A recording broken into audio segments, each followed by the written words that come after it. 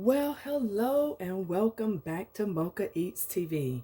I'm going to try something totally different, something that I heard the other day that I've thought about over the years and never thought it can be done. And that is mac and cheese in the crock pot.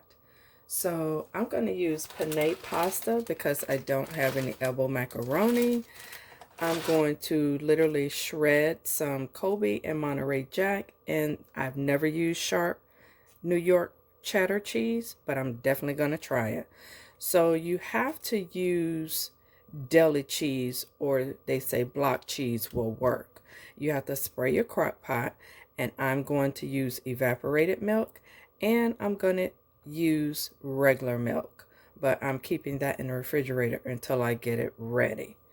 So you have to rinse your pasta first, which I'm going to go ahead and do in cold water, and I'll be back. Now, the only caveat to this, I did measure this because if this doesn't turn out right, I don't have that much to get rid of.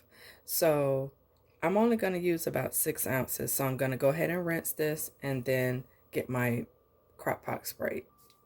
I'm just going to spray the crock pot just like so. You know, I like to just spray. I want nothing to stick. So here's my pasta rinsed. Here is a 1/4 cup of evaporated milk. And family, this is trial and error. And then I'm going to do the same for whole milk. Here's the whole milk. So we're going to see, because I may have to go up to a 1/3 cup on each. So seasonings I'm going to use garlic powder a little bit of pepper, a little bit of badea because my butter is already salted. This is what it looks like before the cheese.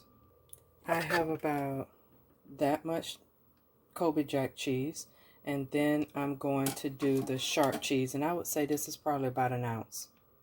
You always spray your grater before you grate. It comes off easier. More than likely, I'm going to add about 2 tablespoons of butter cubed. I gave it a stir, so now I'm adding my butter. And I'm just putting my butter in different areas of the crock pot.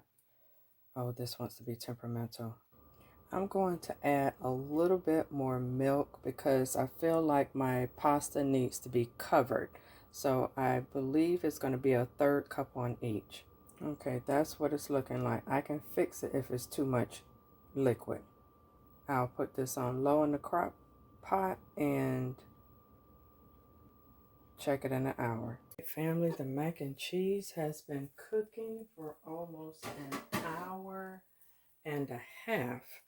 So this is what it's looking like. Oh, yes, yes, yes. Look at that, family. It is to my liking.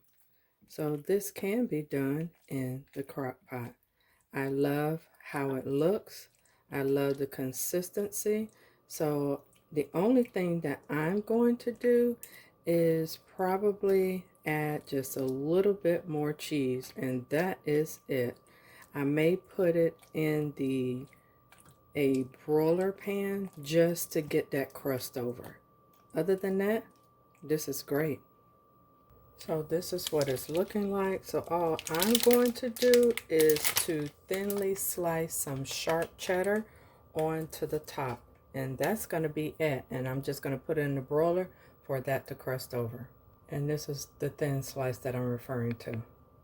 All right, family, that's what it looks like. And again, on broiled for the cheese to crust over.